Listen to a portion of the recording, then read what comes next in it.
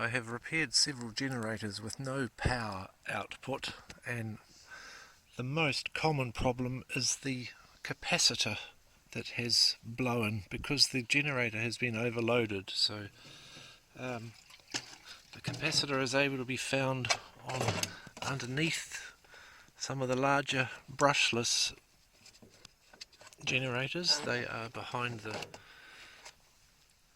cowling there. These smaller Chinese generators, if you undo the bolts on the side of the fuel tank and lift the tank off, the capacitor is just in the front. You are looking for a black box with two wires going to it. And you can see this one has bulged out. If they have blown, they are usually all bulged out. This one is a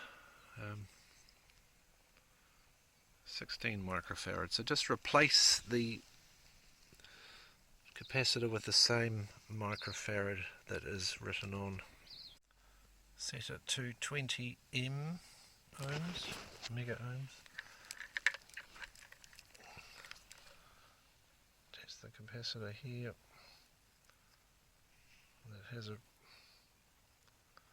dead short on that one. What you should see is the numbers slowly climbing. I have a smaller capacitor here I'm testing, and you should see the numbers just slowly climb, and that shows that it is a good capacitor. You should be able to buy one of these for less than $10, $20 at the most. Good luck, I hope that helps some people.